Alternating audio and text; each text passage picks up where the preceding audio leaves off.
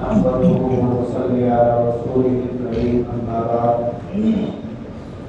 محترم بزرگوں اور بھائیوں، رمضان المبارک کا مہینہ مکمل ہو گیا ہے، تو اب ہمیں اپنی زندگی کیسے گزارنی، اس سلسلے میں ہمیں کچھ منصوبہ اور کچھ تیاری کرنی چاہیے۔ حدیث پاک کے اندر آتا ہے کہ 5 نمازیں اور ایک جمعہ دوسرے جمعے تک، ایسے ہی ایک رمضان دوسرے جمعے تک، یہ درمیان کے عرصے کے گناہوں کے لیے کفارہ بن جاتا ہے۔ مثلا ظہر کی نماز پڑھی آدمی نے، عصر تک جو چھوٹے چھوٹے گناہ ہوں گے، تو اگر عصر کی بھی اہتمام سے نماز پڑھ لی تو اللہ تعالیٰ ان چھوٹے چھوٹے گناہوں کو معاف فرما دے گا۔ جمعہ اچھی طرح گزارا تو اگلے جمعے تک جو چھوٹے چھوٹے گناہ ہوں گے اللہ تعالیٰ ان سب کو معاف فرما دے گا۔ رمضان اچھا گزرا، اگلا رمضان بھی اچھا گزرا، بڑے بڑے گناہوں سے بچتا رہا تو چھوٹے چھوٹے گناہ اللہ تعالیٰ معاف فرما دیں گے، ان کے لیے ایک کفارہ بن جائے گا۔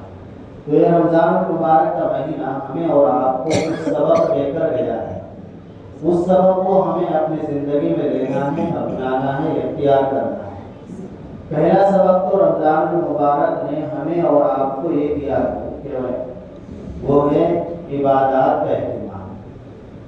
یہ عبادت، نماز پڑھنا، قرآن کریم پڑھنا، تلاوت کرنا اور ذکر و اذکار کرنا، نوافل پڑھنا، یہ رمضان کے ساتھ ہی مخصوص نہیں ہے، بلکہ یہ تو پورے سال کے لیے، پوری زندگی کے لیے ہے۔ جس طرح ہم اور آپ رمضان المبارک میں نماز کا اہتمام کر رہے تھے، قرآن کریم اہتمام سے پڑھ رہے تھے، ذکر و اذکار کر رہے تھے، تو یہ کوئی رسمی اور موسمی چیز نہیں ہے۔ نماز تو پورے سال کے لیے، قرآن کریم پورے سال کے لیے، ذکر اور اذکار پورے سال کے لیے۔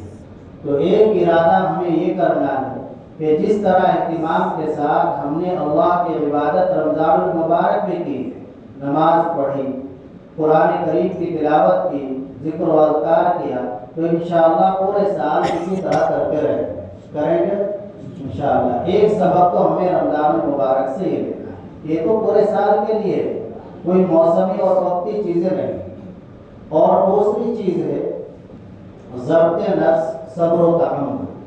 جس طرح ہم نے اپنے نفس پر رمضان المبارک میں قابو پایا ہے اور صبر و تحمل کیا ہے، کھانے پینے سے رکے رہے، حرام چیزوں سے رکے رہے، تو یہ حرام چیزوں سے، اللہ نے جن چیزوں سے منع کیا ہے، یہ رکنا یہ صرف رمضان کے لیے نہیں بلکہ پورے سال کے لیے۔